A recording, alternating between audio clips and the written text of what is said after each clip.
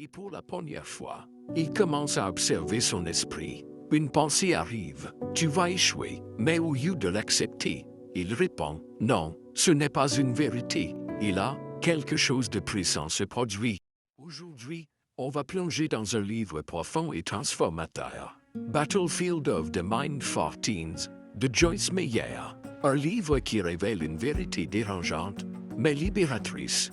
Tu ne peux pas vivre une vie positive avec un esprit négatif. Dans cette vidéo, tu vas découvrir comment tes pensées peuvent te détruire ou te construire. Pourquoi tu luttes parfois sans comprendre pourquoi. Et surtout, comment reprendre le contrôle de ton esprit. Reste jusqu'à la fin, parce que certaines de ces révélations peuvent littéralement changer ta vie. La plupart des gens pensent que leurs problèmes viennent de l'extérieur. Les autres, les circonstances, la famille, les finances. Mais selon Joyce Meyer, le vrai problème est souvent ailleurs. Dans l'esprit, ton esprit est comme un champ de bataille. Chaque jour, il y a une guerre invisible entre les pensées positives et négatives, la foi et le doute, la vérité et le mensonge. Et le problème, c'est que beaucoup de personnes ne réalisent même pas qu'elles sont en guerre. Imagine une radio qui capte plusieurs fréquences. Si tu restes sur une mauvaise fréquence, tu entends du bruit, du chaos, du négatif. Mais si tu changes de fréquence, tu entends de la clarté, de la paix, de la vérité. Tes pensées fonctionnent exactement comme ça. Tu ne contrôles pas toujours les pensées qui arrivent, mais tu contrôles celles que tu choisis de garder. Et ça change tout. Une des idées centrales du livre est que beaucoup de pensées que tu crois vraies sont en réalité des mensonges. Des pensées comme « je ne suis pas assez bien »,« je vais échouer »,« personne ne m'aime »,« je ne changerai jamais ». Ces pensées ne sont pas juste des idées, elles deviennent des croyances, et ces croyances influencent tes émotions, tes décisions, ton comportement, et finalement, ta vie entière. Si tu crois que tu es nul, tu vas agir comme quelqu'un de nul. Tu vas éviter les opportunités, tu vas abandonner facilement, et ensuite, tu vas dire « Tu vois, j'avais raison », alors qu'en réalité, c'est la pensée qui a créé le résultat. Le vrai danger n'est pas une mauvaise situation. Le vrai danger, c'est une mauvaise pensée qui devient permanente. Joyce Meyer insiste sur un point fondamental. Tes pensées façonnent ta vie. Si tu penses constamment, négativement, avec peur, avec doute, alors tu vas vivre stressé, confus, bloqué. Mais si tu apprends à penser correctement, positivement, avec foi, alors ta vie commence à changer. Là où va ton esprit, ta vie suit. Le livre identifie plusieurs types de pensées toxiques.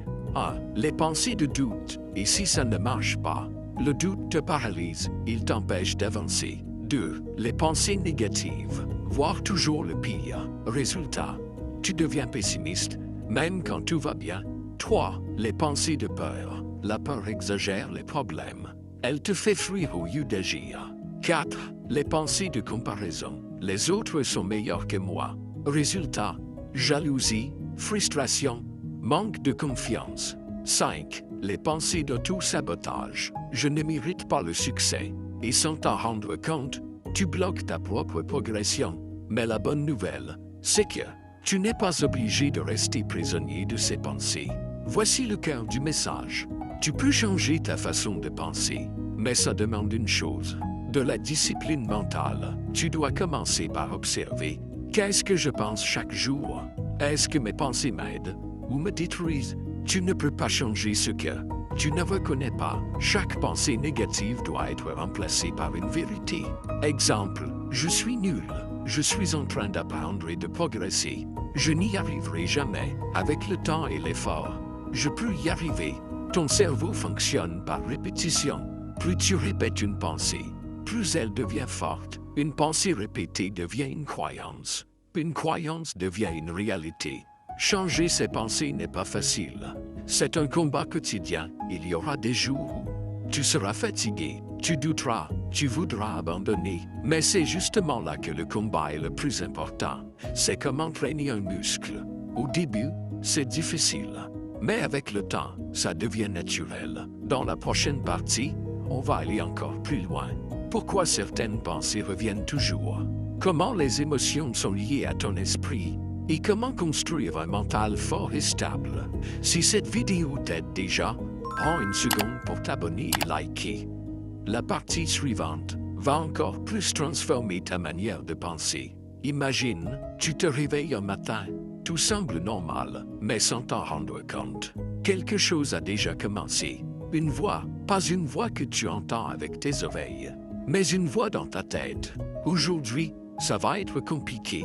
Tu te lèves, un peu plus lourd que d'habitude. Puis une autre pensée arrive. Tu n'es pas prêt pour ce que tu dois faire, et sans même t'en rendre compte. Ta journée commence déjà à prendre une direction. C'est exactement comme ça que commence le combat. Pas avec un grand événement, pas avec un choc, mais avec une simple pensée. Puis une autre, et lentement, ces pensées commencent à construire une réalité. Appelons ce jeune David. David est intelligent, il a du potentiel, il a des rêves, mais dans sa tête, c'est une autre histoire. Chaque jour, il pense, je ne suis pas assez bon. Les autres sont meilleurs que moi. Je vais échouer, et même si personne ne le voit, David est en train de perdre une bataille intérieure. Au début, ce n'est rien, juste des pensées, mais avec le temps, David commence à éviter les opportunités, ne plus essayer, douter de tout, et un jour, il abandonne quelque chose d'important, pas parce qu'il ne pouvait pas réussir, mais parce qu'il pensait qu'il ne pouvait pas. C'est ça que Joyce Meyer explique. Le plus grand piège, ce n'est pas l'échec, c'est de croire, avant même d'essayer, que tu vas échouer. Maintenant imagine autre chose, le même David, mais cette fois, quelque chose change, pas à l'extérieur, à l'intérieur. Un jour, il réalise, attends, toutes ces pensées, ce n'est pas forcément la vérité. Et pour la première fois, il commence à observer son esprit. Une pensée arrive, tu vas échouer, mais au lieu de l'accepter, il répond, non, ce n'est pas une vérité, c'est juste une pensée. Et là, quelque chose de puissant se produit. Pour la première fois, il ne se laisse pas contrôler. Tu n'es pas obligé de croire tout ce que tu penses. Une des choses les plus frustrantes, c'est que certaines pensées reviennent encore et encore. Comme une boucle, doute, peur, négativité, encore, et encore, et encore. C'est comme un chemin dans une forêt. Plus tu passes au même endroit, plus le chemin devient visible. Ton cerveau fait pareil. Chaque pensée répétée devient un chemin mental, et après un moment, ton cerveau prend ce chemin automatiquement. Même si ce chemin est mauvais pour toi, tu ne penses pas négativement par hasard. Tu penses négativement par habitude. Mais voici la bonne nouvelle. Tu peux créer de nouveaux chemins. David commence petit. Chaque fois qu'une pensée négative arrive, il la remplace. Pas parfaitement, pas toujours, mais il essaie. Pensée, je suis nul. Réponse, je suis en train d'apprendre. Pensée, je n'y arriverai jamais. Réponse, je peux progresser. Au début, ça semble faux, forcé, bizarre, mais avec le temps, ça devient naturel. Maintenant, parlons de quelque chose d'encore plus profond. Les émotions. Un jour, David se sent mal, sans raison claire, juste mal. Mais en observant ses pensées, il réalise, depuis ce matin, je pense négativement. Les émotions suivent les pensées. Si tu penses, tu ressens de la peur. Doute, tu ressens de l'insécurité. Négatif, tu ressens de la tristesse. Mais si tu changes tes pensées, tes émotions changent aussi. Tu ne contrôles pas toujours tes émotions, mais tu peux contrôler les pensées qui les créent. Avec le temps, David change, pas du jour au lendemain, mais progressivement, il devient plus calme, plus confiant, plus stable, pas parce que sa vie est devenue parfaite, mais parce que son esprit est devenu plus fort. Un mental fort ne signifie pas ne jamais douter, ne jamais avoir peur, ne jamais être négatif. Ça signifie savoir gérer ses pensées. Un jour, une opportunité se présente. Avant, David aurait fui, mais cette fois, la peur est là, le doute est là, mais il y a aussi une nouvelle voie. Tu peux essayer. Et pour la première fois, il choisit cette voie, et ce choix change tout. Mais attention, le combat ne s'arrête jamais complètement.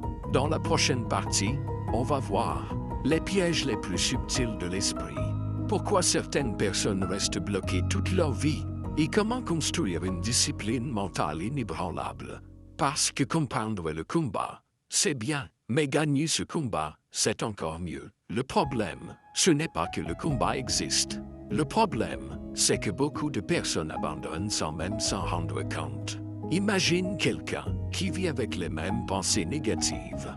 Depuis des années, pas des jours, pas des semaines, des années, chaque matin, je ne suis pas capable. Rien ne va changer, c'est trop tard pour moi. Et lentement, sans bruit, sans explosion, sa vie reste la même.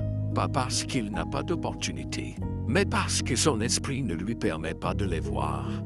Tu ne peux pas vivre au-dessus du niveau de tes pensées. Maintenant, parlons des pièges les plus dangereux, parce que ce ne sont pas les pensées évidentes. Ce sont les pensées qui semblent normales. Je suis comme ça, je ne peux pas changer. Faux, c'est une croyance déguisée en vérité. Parfois, on s'habitue à penser négativement. Ça devient confortable, même si ça fait mal. Beaucoup attendent. Quand je me sentirai motivé, je changerai. Mais la vérité, c'est que l'action vient avant la motivation. Tu ne changes pas parce que tu te sens bien.